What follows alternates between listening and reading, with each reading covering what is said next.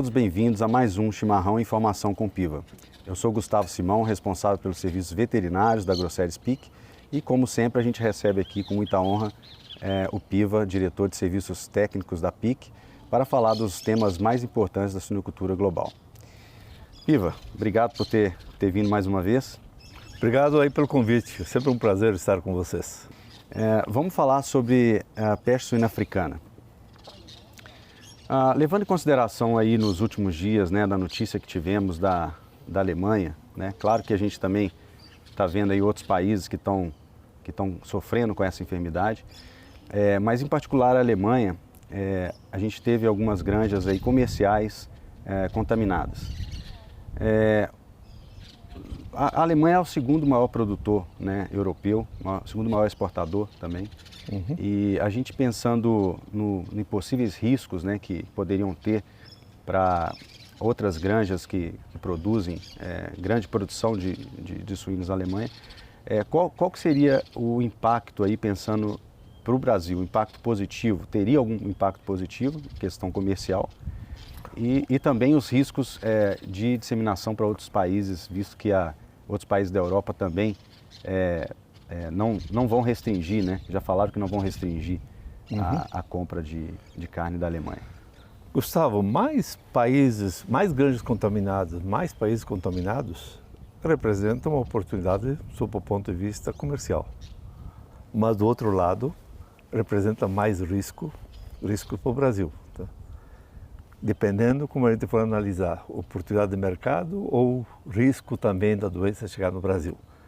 Eu acho que ninguém pensa assim nós estamos vivendo um país que nunca vai ter problema. Tá? Riscos existem. E quanto mais se espalhar a doença, maior é a probabilidade dela chegar nos Estados Unidos, dela chegar no Brasil, dela chegar no México. Então, sob o ponto de vista comercial, de exportação, eu não tenho nem a menor dúvida dos, talvez, possíveis benefícios, tá? Que te dá alguma vantagem. Mas te coloca num grande ponto de interrogação também sobre os riscos. O avanço da doença. O avanço da doença e sair do controle. Tá? Isso. Então, mais granjas contaminadas, mais países contaminados, significa mais risco para os países que não têm o problema. Então, por exemplo, para a própria PIC, é a dificuldade de exportar genética para alguns países, tá? Mesmo sendo fora do país, porque nesses países você limita a disseminação. Perfeito. E vamos pensar em China agora, no caso da China, a luta que a China está tendo com o convívio com o vírus, É claro que a produção chinesa, na hora que o vírus entrou, era uma produção e hoje é outro modelo de produção, e a gente tem visto assim, ora notícias de recuperação, ora notícias de outras regiões ali importantes tendo surtos e grandes fazendas, Assim, o que vem de notícia mesmo de lá, nesse sentido de avanço da peste suína africana na China? E também o que vem de notícia de realmente recuperação dessas grandes granjas que eles estão fazendo lá? Uhum. Elas estão mesmo protegidas do ponto de vista de biossegurança ou elas têm tido surtos também? Gustavo, nada é, digamos, 100% seguro. Tá? Embora as granjas novas estão sendo construídas, operadas, controladas de uma forma muito diferente do que era o convencional da suinocultura aprenderam bem chinesa, tá?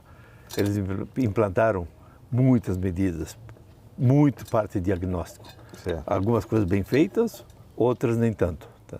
Mas muita coisa se fez como forma de mitigar ou de ter um controle um pouco melhor. Uhum. Mas hoje a peste suína na Ásia, ela não está dentro do controle. Tá? Ainda ela é... Na Ásia como um todo, não isso, só China. Ela está nas Filipinas, está no Vietnã, principalmente os países de maior impacto, sim? de grande volume de produção. Tá na China, tá? Dizer hoje em dia que a coisa está controlada, não. Dizer que os chineses estão construindo granjas em 12, 13 ou 20 andares e que isso não vai dar doença, eu não me atreveria, pelo que eu conheço, pelo que eu vi e pelo que a gente escuta de outros veterinários, que não é uma coisa assim, um bulletproof. que não é uma coisa assim provada, que nunca vai dar o problema. Que eles têm muito mais condições de biosseguridade, de biossegurança, de praticar, de exercitar, de implementar, não tem dúvida. Mas isso não significa também que é 100% de proteção. Claro.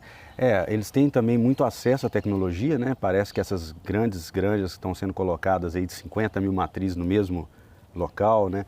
É claro que você aumenta muito o risco, se entrar ali você perde muito animal, mas o investimento que parece que estão fazendo em termos de tecnologia também parece ser muito grande pelo fato de ter uma população muito grande, né? Então, a gente escuta que está tendo bastante aplicação de tecnologias nesse Bom, você vê, a China, o ano passado, a suinocultura foi o negócio que deu maior retorno sobre o capital investido, não teve negócio que foi tanto lucrativo como foi produzir carne suína. Tá? Isso fez com que grandes empresas se mobilizassem. Se a gente for ver todos grande parte dos mega produtores estão na China ou são de controle chinês. Tá? Eles têm crescido bastante, por quê? Porque foi um ano excepcional. Tá? Agora, partiram para a construção vertical e não horizontal por questões não somente de biossegurança, mas também bastante por questões de espaço para colocar essa quantidade de animais. Tá? Que estão usando medidas de biossegurança mais adequadas, melhores do que o convencional, nenhuma dúvida. Tá? Agora, não é uma garantia de que nunca vai ter. Sim. Que eles implementaram muitas medidas de diagnóstico, de PCR, de coisa rápida, coisa assim, sem dúvida, tá? Tem seus grandes méritos. Mas também tem suas coisinhas lá que pecaram e continuam pecando, né? Sim, a gente escuta também contaminações de rios, né, com vírus já. Então você começa a pensar assim mesmo, as grandes estruturas podem estar vulneráveis, né? Precisa ter uma vigilância muito grande, um programa muito bem feito, né, e rigoroso, né? E mesmo com toda a vigilância, com toda a biossegurança, sempre existe o risco, tá? Sim. Apesar de que a Alemanha demonstrou que uma suinocultura disciplinada, como os alemães são conhecidos, demonstrou que eles ficaram muito tempo simplesmente país positivo pelo suíno selvagem, mas não a nível de granja comercial, Exato. Industrial. Tá? Exato. Infelizmente, faz poucas semanas aí que já teve diagnóstico. Tá? Agora, isso também nos dá um pouco de ânimo, ou até de que se um dia acontecer, que se for adotadas medidas, eu acho que dá para controlar o vírus. Tá? Principalmente, lógico, a Alemanha, a densidade de suíno que ela tem é muito maior que a densidade de suínos do Brasil. Tá? A Alemanha basicamente produz, o que ela produz, ela tem 2,4, 2,5 milhões de matrizes, os Estados Unidos tem 3 milhões e pouco, só que a extensão do Brasil é muito maior do que a Alemanha. Né? Então a densidade de suínos aqui é muito menor do que a densidade de suínos na Alemanha. Perfeito. E assim, Piva, pensando do ponto de vista de disseminação do vírus, né? A gente vê que o vírus pode disseminar por mosca, né? Pessoas e até carnes, né? Carnes, inclusive processadas. Algumas carnes processadas, o vírus pode durar por muitos dias e meses, né? E até anos, né? Nesse sentido, muitos questionamentos vêm para nós aí no campo, a gente sendo um país livre, né, de peste suína africana, né, apesar de ter a peste suína clássica no Nordeste como uma zona bem delimitada e reconhecida pela OIE de forma separada da zona aqui livre, da zona livre, né, tem uma zona que não é livre. A carne suína vindo de frigorífico, ela deve ser proibida para entrar na granja, uma carne de fora da granja? É uma questão que a gente escuta muito no campo e a gente fala, o país ainda é livre, mas quando entrar o vírus a gente não vai saber que ele entrou, nós vamos demorar um tempo para saber que ele entrou. E qual que é a sua visão sobre isso? A sua pergunta é muito boa, eu acho que ela é pertinente. Tá? Acho que, ou seja, a gente tem que, a resposta eu diria depende. Tá? Eu acho que tem muita coisa a mais para a gente olhar também do que simplesmente dizer o seguinte, ó, não entra carne e pronto, tá? Mas eu não diria assim, ó, esquece e não olha para esse lado, tá? Eu acho que se for uma granja núcleo de melhoramento genético, ou se for uma central de inseminação que envia animais para muitos lugares, é uma questão diferente de dizer uma granja de 100 matrizes. As duas são importantes, os três são importantes. Claro. Só que em termos de poder de disseminação, de risco, de quantidade de produto que vai entrar, assim, são coisas diferentes. Não é uma receita de bolo, tá? Que para todo mundo, tá? Uma granja de aves, por exemplo, de postura, ou uma granja ou seja, onde é que tem galinhas para produção de ovos férteis, produção de ovos férteis, é diferente de uma granja, por exemplo, que faz produção de frango que vai para o abate, tá? São coisas um pouco diferentes. A mesma coisa que uma granja, por exemplo, uma terminação, dizer lá, olha, é uma granja de suínos, uma terminação de 5 mil animais e não entra carne de carne suína. Tá? Então, eu acho que a resposta depende. Tá? Na PIC o pessoal me conhece por muitas vezes falar depende. Eu acho que a gente tem que balançar, ter um balanço das coisas, ou seja, se for uma granja radical, se for na década de 80, quando tinha febre aftosa, quando tinha peste suína clássica, tá?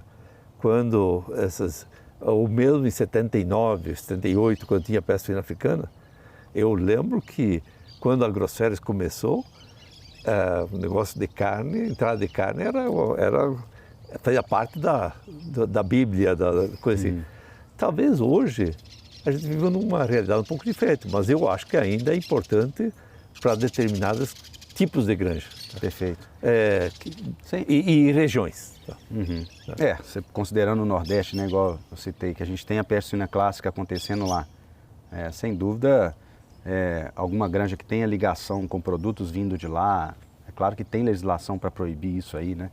Mas o risco seria maior, né? Tudo isso tem que ser avaliado. Né? Mas eu diria, se for possível fazer sem entrada de carne suína, faça agora.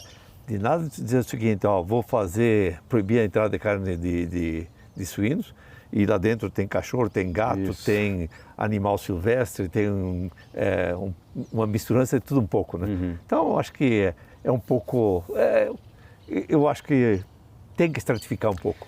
Ou seja, se você tem os procedimentos básicos de biossegurança atendidos, seria um upgrade, seria algo que você poderia implementar, mas depois de tudo que seria mais básico ali sendo feito. Ou seja, você subir um grau aí na questão da proteção de biossegurança poderia ser uma medida. Eu acho que você colocou muito bem, é um grau a mais. Agora, é bom pensar a que custo. Tá? A que custo que eu digo, quanto que isso pode impactar no pessoal. Claro. Quanto pode, digamos, inibir até o consumo de carne a nível nacional. Tá? A que custo, ou seja, a que risco que eu estou controlando. Não quero dizer que não tem valor, tá? E muito. Tá? Dependendo da granja, dependendo do período, dependendo das circunstâncias que a gente vive. Se um dia chegar peste suína africana mais próxima, que já hoje a gente vive uma realidade diferente do que era 2 anos atrás, antes de ter peste suína no Vietnã, nas Filipinas, na China, na Alemanha, Rússia. Na Romênia. A Rússia já tinha. Porque o contato era muito maior. Agora, hoje em dia a coisa já está aumentando muito mais. Então, hoje talvez faça mais sentido que 2, 3 anos atrás. Agora, eu não partiria dizer o seguinte, ó, que eu limito a entrada de carne no consumo do restaurante ou qualquer coisa assim, ou seja, que processa a comida dentro da granja. Eu vou limitar isso aí, que a minha granja pode ser vista com muito mais biossegurança. Eu acho que biossegurança é muito mais complexo, é muito mais amplo. E específico, né? Se você quer fazer para aquele e outro agente, você faz procedimentos para eles, né? E não de forma... Limitar a entrada de carne suína e deixar a entrada de caminhões sujos, tá? sem lavar, sem Não faz desinfetar. sentido.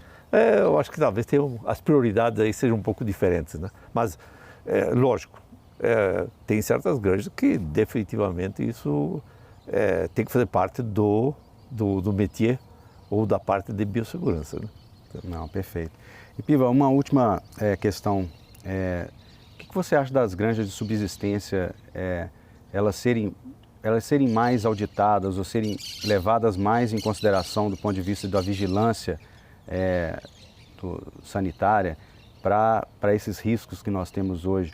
Porque a gente vê muito uma legislação muito, assim, muito rigorosa, né, para as granjas GRSCs, né? Uhum. E às vezes essas granjas de subsistência elas ficam um pouco desassistidas, né?